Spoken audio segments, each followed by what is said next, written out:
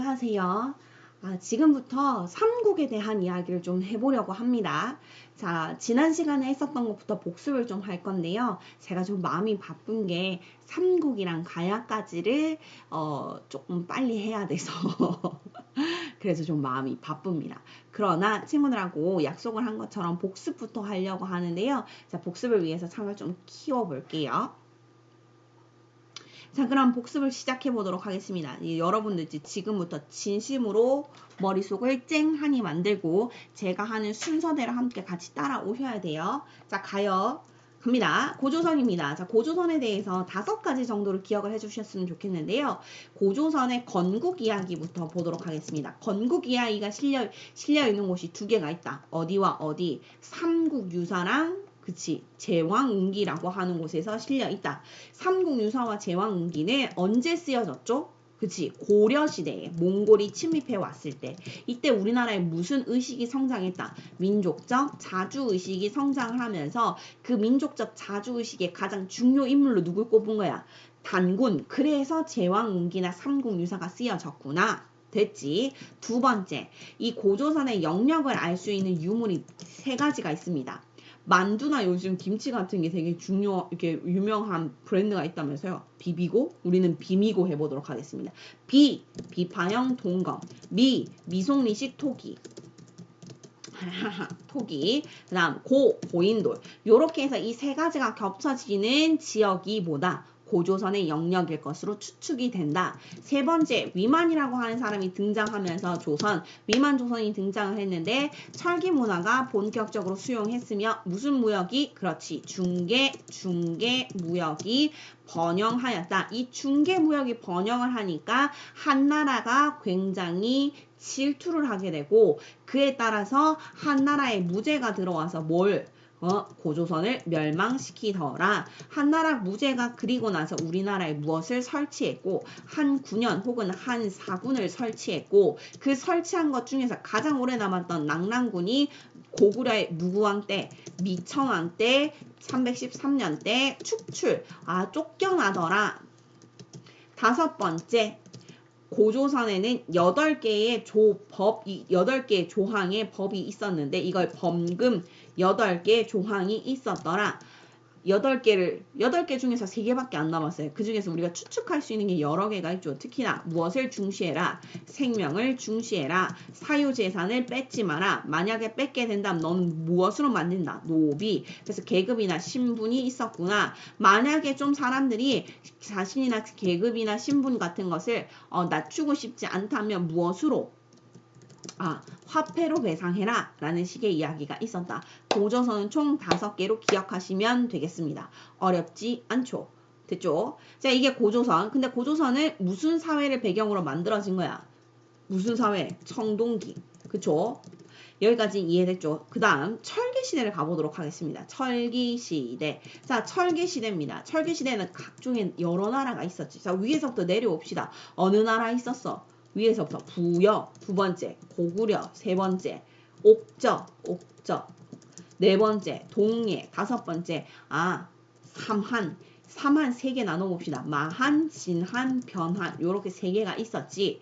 다 철기시대예요. 이해 가시죠? 자, 부여 갑시다. 부여에서는 굉장히 중요한 특징이 있었어요. 부여하고 고구려는 동시에 특징을 가지는 공통점이 있는데요. 공통점은 5개의 부족을 연맹하고 있다라고 하는 거랑 형사취수제라고 하는 것이 공통점입니다. 형이 죽으면 취한다. 형수를 좀 그랬던 제도 있었던 것 같아. 이건 별로 중요하지 않으니까 뒤로 좀 미룰게요. 쭉 밀어요. 자, 부여의 그거 말고 시험에 좀 잘 나올 법한 것들 뭐가 있을까요? 이거 고구려에도 똑같이 있는 거니까 고구려도 똑같이 이렇게 쭉 밀어 놓을게요. 공통점이에요. 이 2개는. 자, 부여입니다. 부여에는 되게 독특한 게 흰옷을 잘 입었다. 시험에 잘 안 나와. 시험에 잘 나오는 거 해봅시다. 이름이 굉장히 짐승의 이름을 닮았어. 이름이 마가, 우가, 저가, 구가. 그래서 말이나 소나 돼지나 개가 이름을 가진 그 짐승의 이름을 가진 가들이 어디를 다스렸다. 사출도를 다스렸다더라. 어렵지 않죠. 그 다음 부여에서 왕이나 좀 귀족같이 중요한 사람이 죽으면 같이 묻었다. 뭐 이렇게 노비나 아니면 노예나 이런 사람들 같이 묻었다. 순장. 그 다음 부여에는 되게 독특하게 제천 행사가 있었다. 부여여여여. 그렇지. 영고 12월에 있었다. 제천 행사. 어렵지 않습니다. 자, 그 다음 고구려 가보도록 하겠습니다. 고구려. 자, 고구려에도 마가, 우가와 비슷하게 이름이 고추가, 상가 뭐 이런 식의 애들 가들이 있었는데 그 가들이 회의를 했다. 무슨 가회의? 제가회의가 있었죠. 그 다음 고구려에는 이 무슨 제도가 되게 유명했냐면 혼인 제도가 되게 유명합니다. 혼인. 아 그래. 아들 그 사위가 그 처가살이를 하는 거지. 대릴사위제. 이름 뭐였지? 서옥제. 말 그대로 하면 뭐가 됩니까? 웨스트하우스. 그러니까 여자의 집에 서쪽 집에 서쪽 옆에다가 작은 집을 하나씩 만들어 놓고 거기서 살다가 아이가 태어나면 그때부터 어디 좀 니네 집으로 원래 들어가라 해서 남자의 집으로 다시 들어가는 제도. 대릴사위제. 그죠? 어렵지 않아요. 자, 고구려에도 뭐가 있었다. 영고랑 비슷하게 제천행사가 있었다. 이 제천행사 고고고고 동맹 고고동맹 그렇죠. 10월달에 있었다라고 얘기합니다. 선생님 근데 10월달 12월달에 구분 가능해요 라고 하는데 그냥 뭐 이렇게 적어 놓긴 해요. 부여가 수렵 사회였기 때문에 12월이었다 라고 얘기를 하는 것 같습니다. 네, 여기까지 어렵지 않습니다. 자, 옥저하고 동해를 가기 앞서서 옥저하고 동해의 공통점을 좀 가보도록 할게요. 옥저하고 동해는 공통적으로 어느 나라의 시달림을 좀 심하게 받았다. 고구려의 압박을 심하게 받았다. 그래서 성장을 잘 못했다. 성장을 잘 못했는데 그래서 그런지 왕이 있었다 없었다? 왕이 없었다. 대신에 왕 대신에 뭐가 있었다? 왕 대신에 군장이 있었다. 그 군장 이름은 읍군이나 삼노와 같은 이름을 가졌다.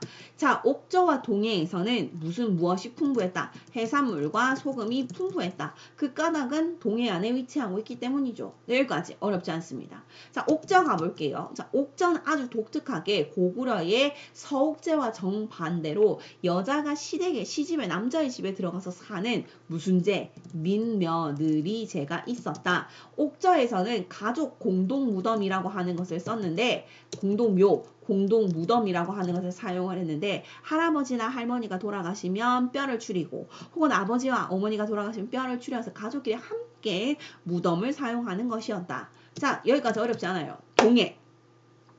동해가 시험에 잘 나와. 동해가 시험에 잘 나와. 자, 그럼 동해의 특징부터 가봅시다.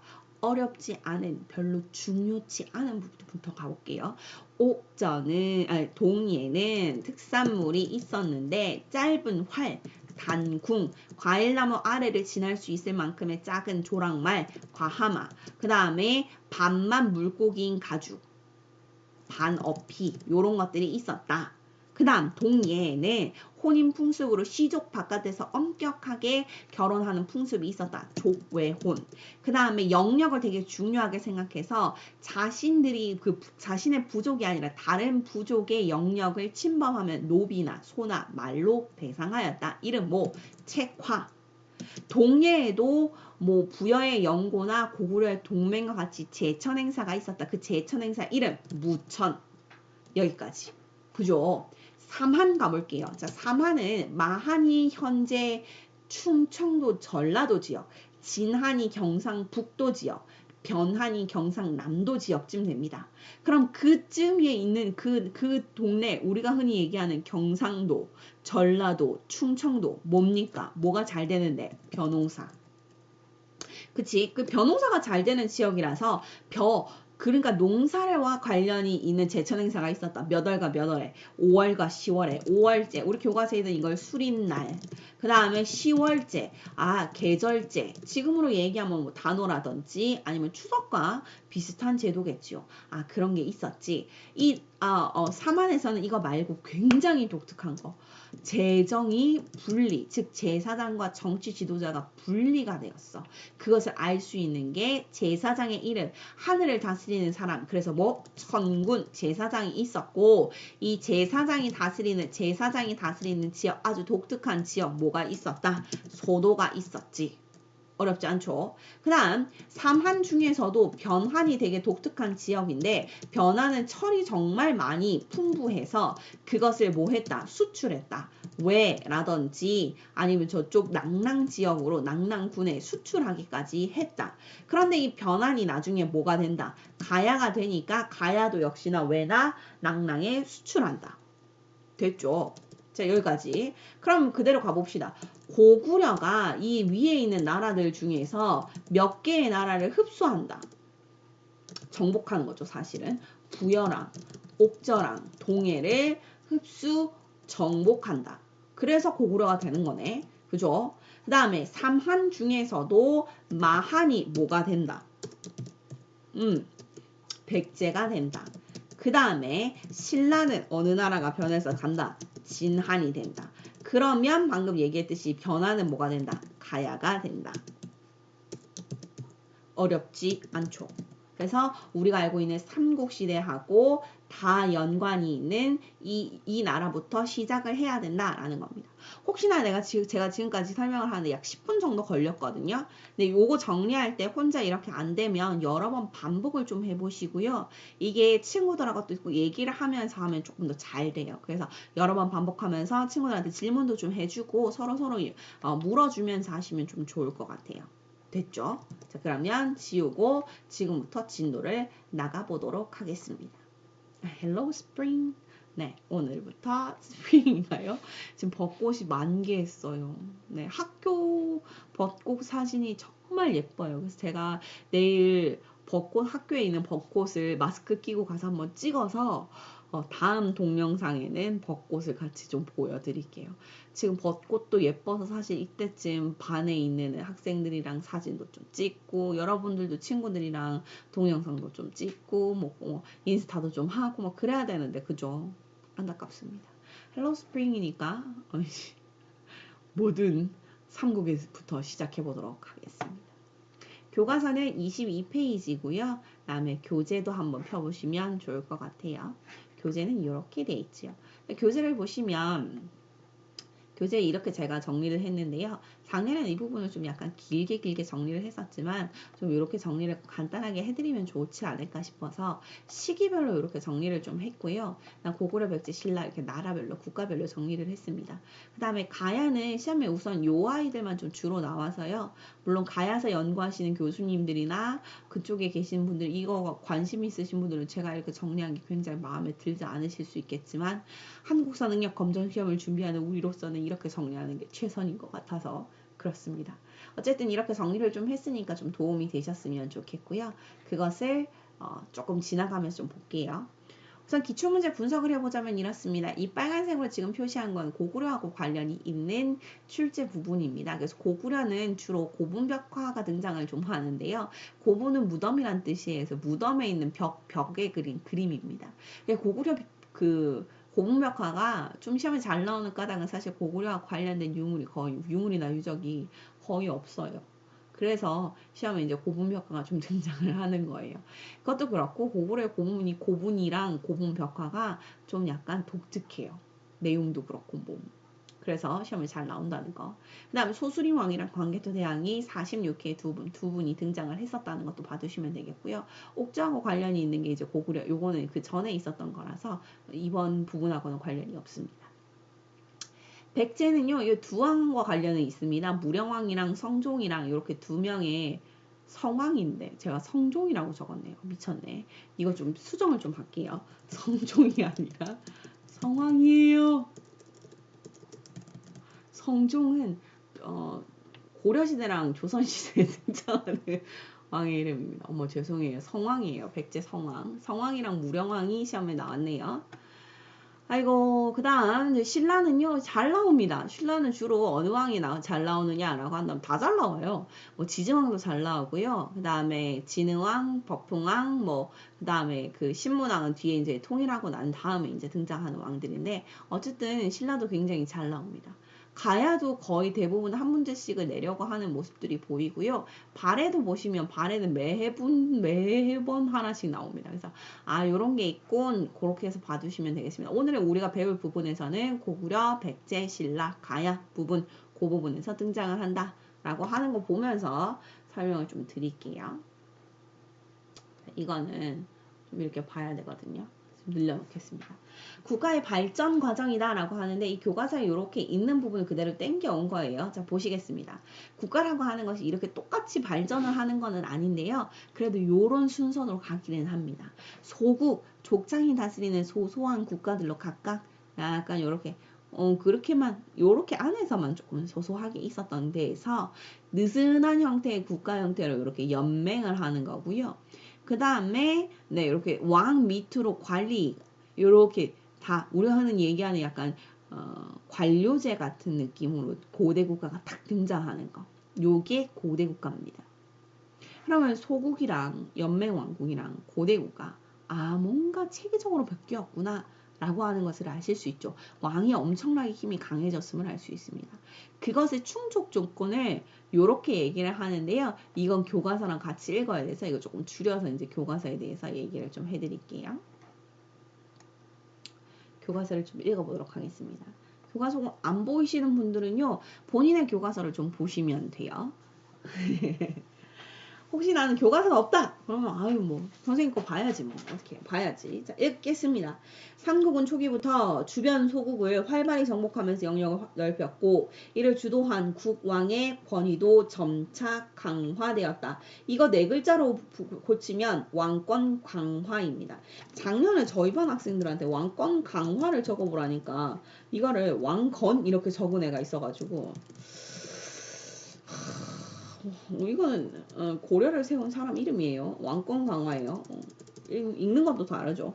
왕건이랑 왕권이랑. 자, 왕권 강화 되겠습니다. 자, 그 과정에서 연맹왕국 단계에서 벗어나서 중앙 집권적 고대 국가로 발전하였다라고 얘기합니다. 중요한 부분 아니에요. 자, 이렇게 했는데 몇 가지의 중요 포인트가 있다. 고대 국가의 특징은 첫 번째, 뭐가 확립이 되어야 한다. 왕위 세습권이 확립이 되어야 한다. 쌤 무슨 말인지 또 모르겠어요. 왕의 위치, 왕이 가지고 있는 위치. 우리는 흔히 왕관이라고 생각하시면 돼요. 그 왕관을 넘겨주는 것, 세습. 아버지에서 아들로, 아들에서 손자로 내려가는 것. 그게 누가 강해야 가능해지는 거다. 왕의 권위가, 왕의 권리가, 왕의 권력이 강해져야 가능해지는 겁니다. 즉 누가 옆에서 시비 걸 수 없다. 족장 세력이. 그럼 왕권이 되게 강해졌네? 알 수 있죠. 그러면서 그렇게 족장 세력이 귀족, 중앙 귀족으로 관리가 되어 가면서 중앙 관제가 정비가 되고 관리의 복색과 관등이 제정되었다라고 하는데 쌤 또 어려워요. 관리의 복색을 뭐라고 생각하시면 되냐면요. 관복 색깔. 예를 들면 니 좀 중요하네 라고 하면 붉은색 옷을 입히는 거예요. 빨강. 닌 조금 덜 중요하네 파랑. 닌 좀 덜 중요하네 노랑. 요런 식으로 쭉쭉 내려가는 것들. 그러면 관리의 복색 색깔, 관리의 복장 색깔을 정해줬다라고 하는 건 누구의 권력이 강해졌다는 거야. 왕의 권력. 그러네. 그렇지. 그죠? 그래서 이런 것들이 복색이고, 그럼 쌤 관등이 뭐예요? 라고 하면 등급. 관리의 등급. 예를 들면 뭐 1등급, 2등급, 3등급 이런 식으로 내려가는 제 등급이 있구나. 그럼 그거 누가 정해? 그래 왕이 정해. 그럼 모든 게 다 뭐야? 왕권이 강해졌으니까 가능해지는 거네. 왕권이 강해지니까 왕위 세습을 하고 왕이 강해지니까 관리의 관등과 복세까지도 제정할 수 있구나. 어렵지 않죠? 자, 그러면서 율령이라고 하는 것이 반포가 되었다라고 하는데 세 번째 문단에 여기 있습니다. 율령은요, 말 그대로 법입니다. 법과 제도를 의미해요. 시스템이에요. 로우하고 시스템이에요. 그렇게 정해놨다. 법과 제도를 제정을 했다라고 하는데 이게 뭔 차이냐라고 생각할 수 있는데 글을 좀 읽어봅시다. 관습법입니다. 관습이라고 하는 것은 말로 얘기하는 거야. 그냥 우리가 흔히 생각하는 거. 예를 들어 봅시다. 거짓말하면 안 돼. 사람을 죽이면 안 돼. 야, 옆에 가는 사람 때리면 안 돼. 남의 거 훔치면 안 돼. 이게 관습입니다. 그런데 그것을 성문화, 문자로 완성해서 확립을 시켰다. 그럼 이제 뭐를 담보하느냐? 객관성을 가지는 겁니다. 객관성을 가졌다는 것은 우리가 알고 있듯이 누가 잘못해서 뭐 거짓말하면 안 돼 라고 했을 때 안 되는 거지 뭐 했을 때 어떤 일을 당할 수 있다 뭐 이런 건 모르잖아. 그죠? 근데 이제 제정을 해놓는 거야. 만약에 거짓말을 하면 혀를 자른다. 혹은 남의 것을 훔치면 팔을 자른다. 이런 식으로 문자로 기록을 해놨다라고 하는 건 역시나 누구? 왕권의 힘이 이만큼 문자로 만들어지는구나 라고 하는 것을 알 수 있습니다. 혹은 네가 잘못하든 내가 잘못하든 동일한 법을 적용받는구나 라고 하는 것. 고대 국가의 특징입니다. 여기까지만 하는 것이 아니라 무엇이 들어오느냐? 부족별로 서로 달랐었던 토착신앙 대신에 불교가 들어왔구나. 이것도 되게 중요합니다. 고대 국가의 특징입니다. 어렵나요? 여기까지 어려우십니까? 이게 지금 정리가 되면은 한마디로 얘기해서 왕의 권력이 강화되고 왕의 권력이 강해지니까 왕의 권리를 비호하는 체제, 시스템이 갖춰지고 그것을 사회를 통합하는 새로운 뭐라고 해야 되지? 정신적인 것을 묶어주는 불교라고 하는 것이 지배 이념으로 등장하는구나. 그것의 기틀 마련의 순서가 고구려, 백제, 신라 순서구나. 쌤 그런데 왜 고구려, 백제, 신라 순서예요? 왜 2세기, 3세기, 4세기 후반에 등장하는 거예요? 라고 한다면 우리나라의 체제는요. 중국에 기대에 있기 때문에 중국의 영향을 크게 받는 고구려부터 그러니까 근처에 있는 국가부터 이렇게 물이 파급이 이렇게 출렁이듯이 문화도 이렇게 파급이 되는 거거든요. 그래서 고구려부터 백제, 신라 순서로 기틀이 마련이 되었구나. 혹시나 이해가 안 갈까봐 이것도 등장을 시켰어요. 관등이랑 관복제를 볼 수 있는데요. 고구려하고 백제에도 관등이 있었다고 합니다. 그런데 아직까지도 밝혀지지 않은 부분은 뭐냐라고 한다면 등급이 10개, 그러니까 고구려는 10여 개쯤 있었고 백제는 16개가 있었다라고 하는 게 기록은 남아 있는데요. 관등 명과 관등에 대한 이야기가 사료에 없어요. 왜냐면 우리나라는 전란도 많았고 고구려하고 백제가 사라진 지도 너무 오래됐고 그리고 신라가 통일을 했고 그쵸? 그래서 기록에 남은 게 신라의 골품제가 있는데요. 보시면 신라의 골품제는 17관등임을 볼 수 있습니다. 그리고 보시면 그 옆에 복색이 나와 있어. 1등급부터 1관등부터 5관등은 자색, 붉은색 옷을 입고 6관등부터 9관등까지는 비색, 초록색 옷을 입고 10관등부터 11은 청색, 그 다음은 황색 이런 식으로 입었구나. 그리고 요거는 사실 조선시대의 관복제인데요. 그래도 이제 이해를 돕기 위해서 들고 온 겁니다. 즉 뭐야 복색을 이렇게 입혔다. 왕권이 강하구나 라고 하는 것을 알 수 있겠지요. 또 보자면 백제에서도 관복제가 보이는데요. 사람들이 이렇게 입었을 거라고 생각을 합니다. 멀리서 보기만 해도 사람들이 어떤 위치에 있는 사람이구나 라고 알 수 있다. 즉 왕의 권력이 강해졌구나. 고대 국가가 되었구나 라고 하는 것도 알 수 있죠. 자, 그러면 이제부터 왕들에 대한 이야기를 좀 할 건데요.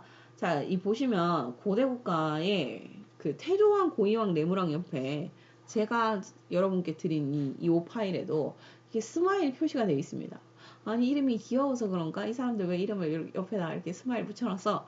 라고 생각하실 수도 있겠지만 고이왕 이름이 귀여우니까 아닙니다. 이분들은 보다 기틀을 마련했던 인물들이기 때문입니다. 그쵸? 하나 더 가봅시다. 그 다음에 이제 전성기의 별표를 좀 만들어 놨는데요. 근초왕, 백제 근초왕 4세기의 전성기, 고구려 5세기의 광개토대왕과 장수왕 때 전성기, 신라에는 6세기 진흥왕 때 전성기.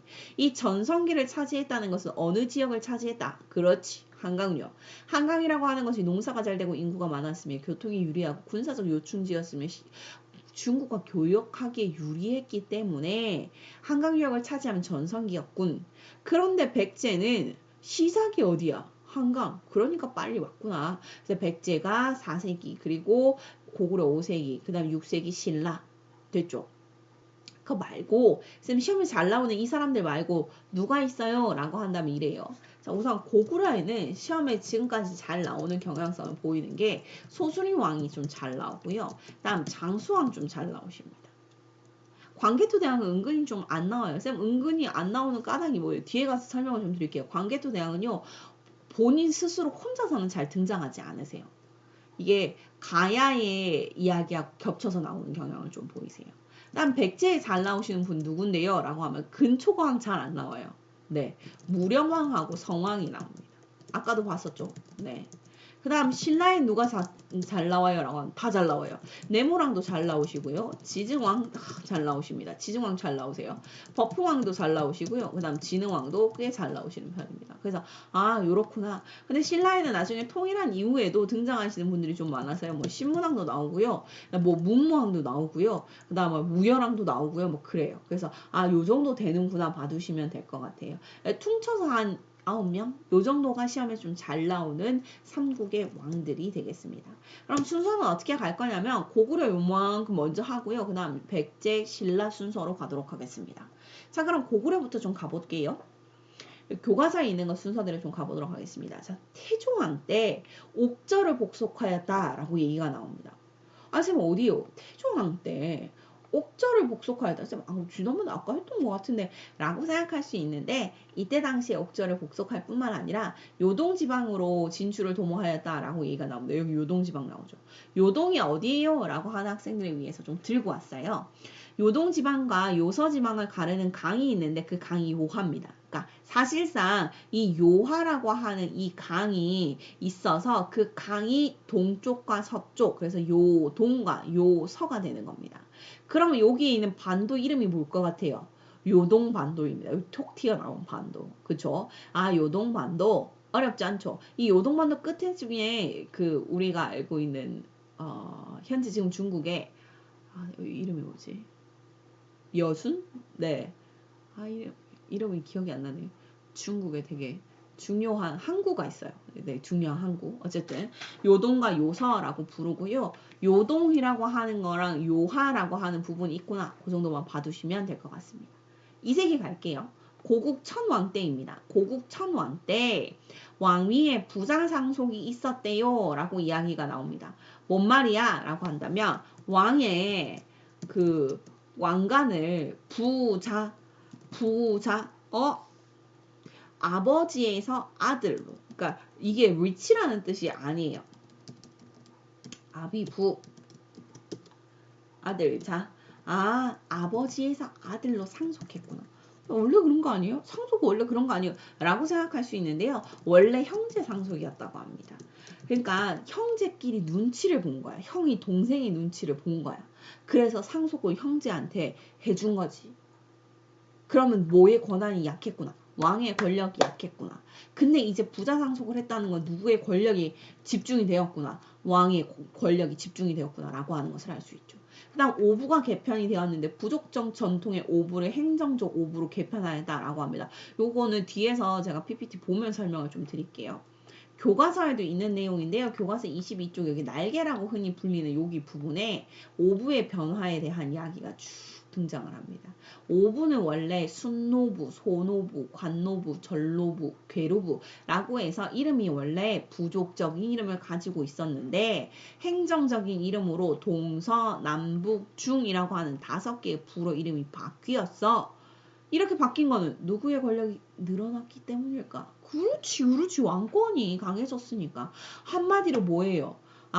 고국천왕 때 왕권이 되게 강해졌나 보다. 그러니까 왕위에 무슨 상속도 가능하고, 그래, 부자 상속도 가능하고, 뭐도 가능해지고, 부족적 전통의 이름이 행정적 이름으로 바뀌기도 하는구나. 왕권이 강화되었음이라고 하는 것을 알 수 있습니다.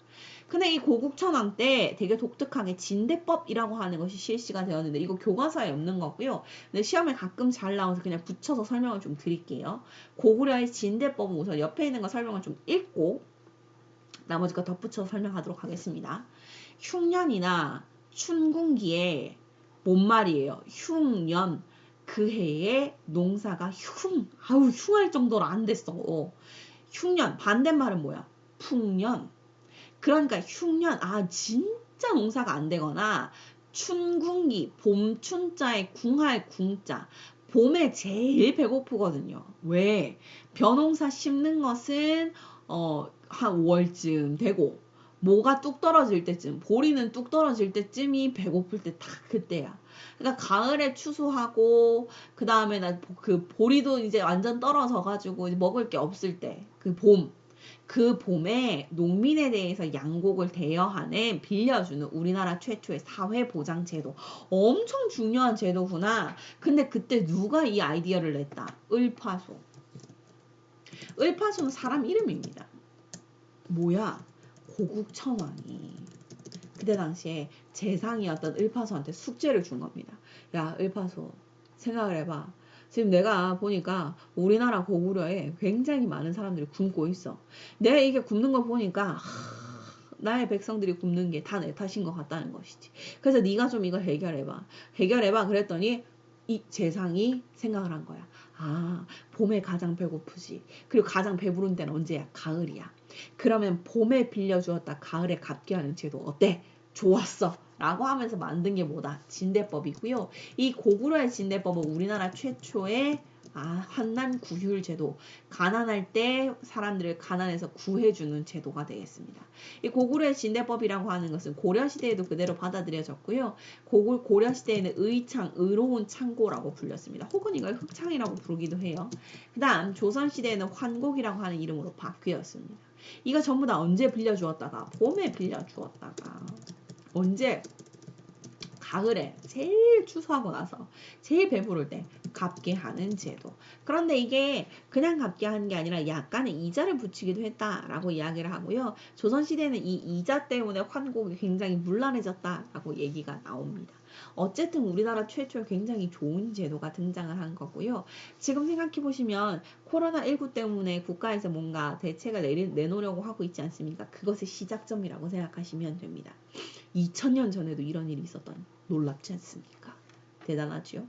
자, 그러면 진대법 됐고요. 자, 고구려에 대한 이야기를 계속 가봅시다. 자, 고구려는 3세기에 위나라의 침입으로 한때 엄청 큰 위기를 맞았대. 선생님, 위나라가 어느 나라예요? 라고 생각한다면 위촉오의 그 나라입니다. 위촉오 어느 나라? 삼국지에 나오는 그 나라. 네, 그렇습니다. 위는 누가 세운 나라? 조조가 세운 나라. 그 나라. 이렇게 역사 가깝다니까. 그렇구나. 됐죠? 그 다음 4세기 가볼게요. 4세기에 미천왕 때 좀 그래도 회복하는 모습이 보이네. 미천왕. 봤던 것 같은데. 미천왕을 띄고 있지 않습니까? 이 사람 굉장히 무서운 사람이야. 낭랑군을 축이 축구할 때 축자 빵 쳐서 출근했다. 바깥으로 보냈다. 공격을 했다.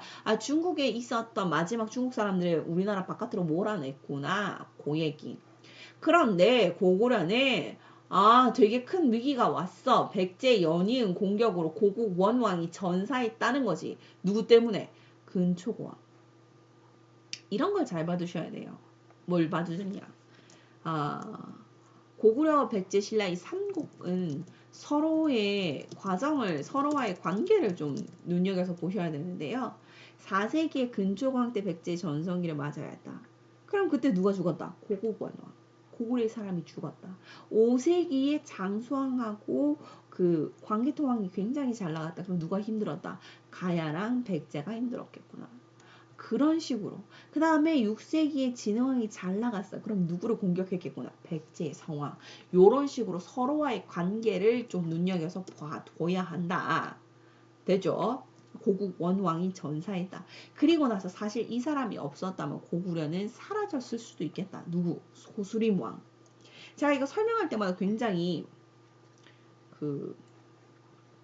잠시만 물 좀 마실게요. 부끄러운데 소녀시대 아세요? 너희들의 머릿속에 집어넣으려면 이게 제일 좋아. 쌤, 소녀시대가 아니라 저희에게는 이모시대예요. 좀 많이 멀어요. 라고 할 수 있는데 여전히 저에게는 테티서가 머릿속에 듭니다. 트윙클 어쩌나 라고 하는 노래를 막 부르면서 했었던 태연과 티파니와 서현. 테티서. 그러면 소수림 왕에게는 뭐가 있다? 율불대가 있다. 율령과 불교와 대학. 죄송해요. 이거 어떻게 해서든지 외우게 하려고 하는 거니까 너무 화내지 말고.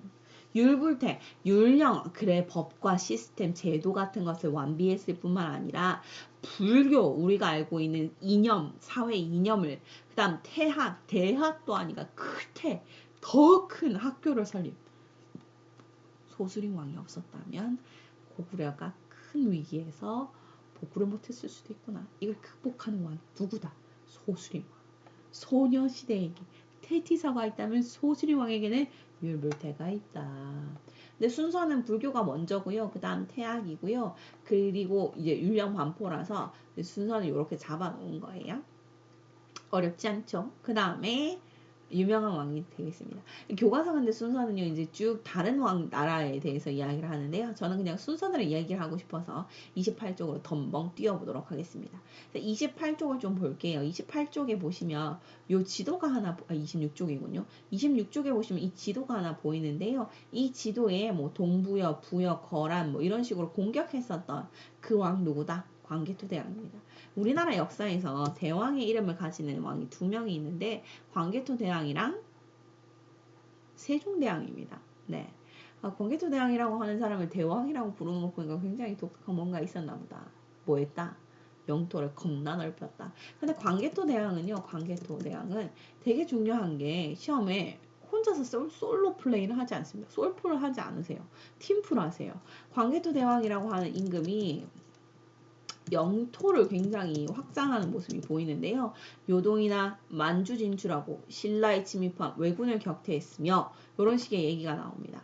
영토 확장을 하면서 그 신라하고 관련된 이야기가 좀 나오는데요. 신라에 누가 쳐들어왔다. 왜군이 쳐들어왔다. 근데 그 당시에 왜군은요, 혼자 쳐들어온 게 아니라 가야군과 함께 쳐들어왔었다고 합니다. 그래서 신라는 그 당시에 너무 약해가지고 신라가 이거 스스로 왜라든지 가야를 무찌르지를 못해서 누구한테 SOS를 치냐면 광개토대왕한테 SOS를 칩니다. 그래서 이 광개토대왕이 어떻게 한다? 도와주러 내려가는 거예요. 군사를 이끌고. 그래서 신라에서 너무 고마워가지고 무엇을 만드냐면 고마워요. 그래서 호명이라고 하는 그릇을 만듭니다.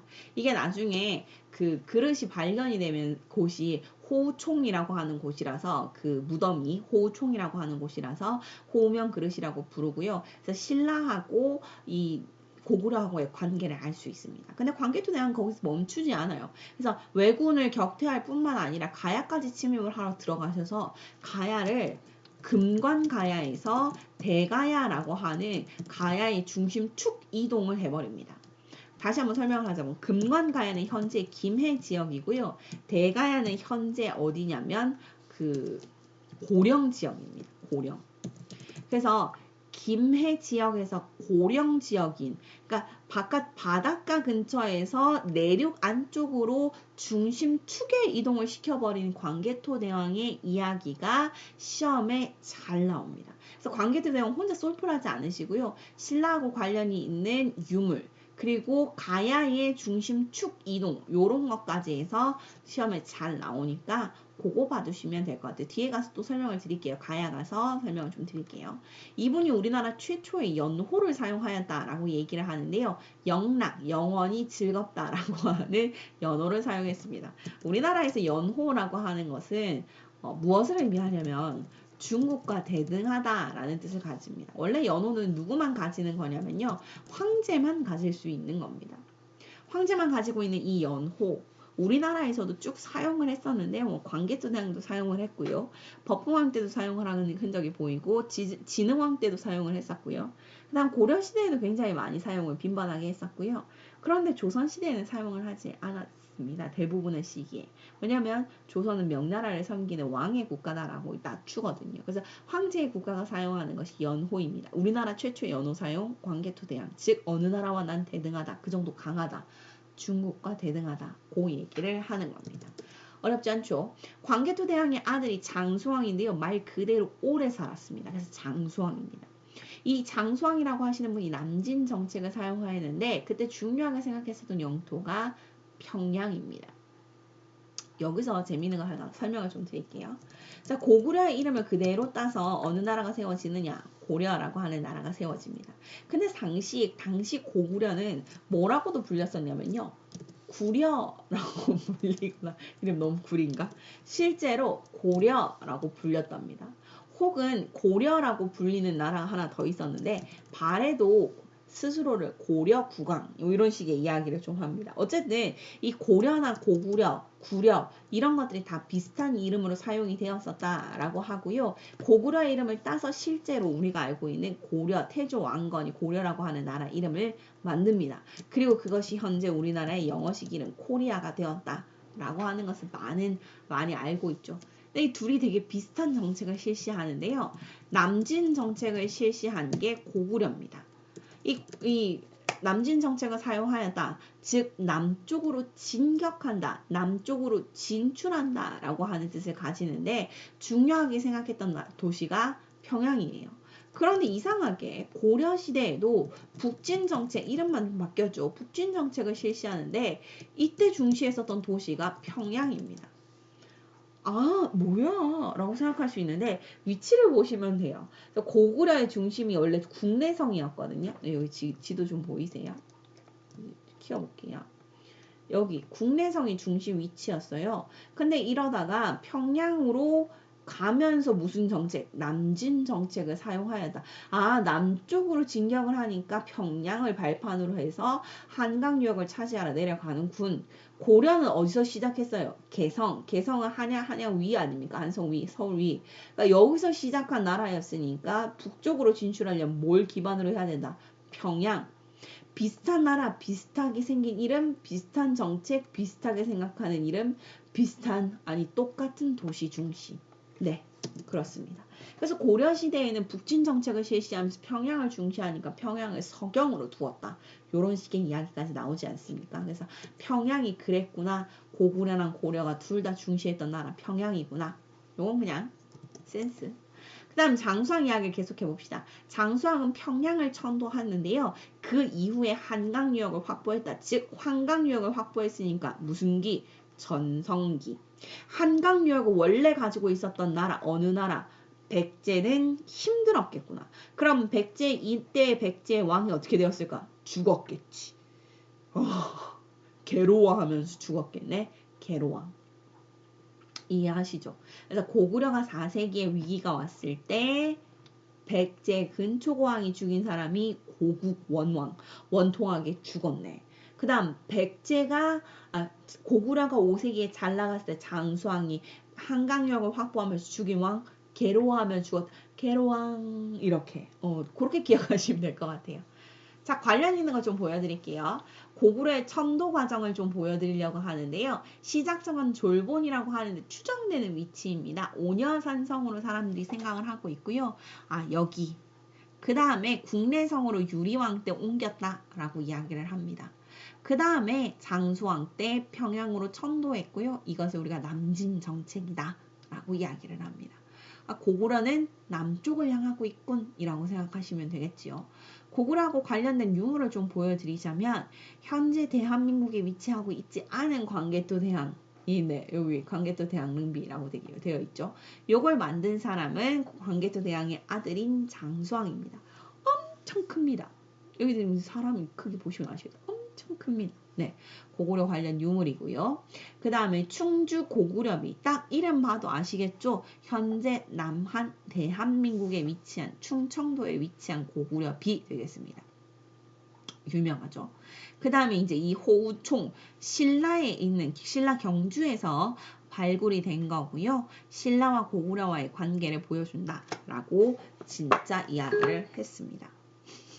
시리가 갑자기 알아듣네요. 자, 그럼 잠시만 좀 설명을 좀 해드리고 봅시다. 혹시 능과 총의 차이 아세요? 능을 릉이라고도 부르죠. 왕릉 할 때 릉입니다. 릉과 총의 차이 아시는 분? 그러니까 릉은 예를 들면 무령왕릉 그죠? 혹은 총의 대표적인 뭐 호총, 무용총 그다음에 뭐 그런 것들 있죠. 총과 능 차이점은 그겁니다. 능은 주인이 그 무덤 주인이 발견된 거. 총은 발견되지 않은 거. 네, 그렇습니다. 자, 고구려하고 관련된 거 하나만 더 봅시다. 요거. 이게 동옥절을 정벌하여 그 땅을 취하고 이거 교과서에 나오는 글인데요. 만약에 이게 태조왕이라고 하는 이름이 안 보여주고 동옥절을 정벌하여 라고 하는 이름이 보이면 어느 왕인지 아시겠어요? 구분하실 수 있겠어요? 자, 여기서부터 이제 백제에 대한 이야기를 해야 되는데요. 이거는 끊어서 가도록 하겠습니다. 그래서 백제는 뒤에서부터 설명을 좀 해드릴게요.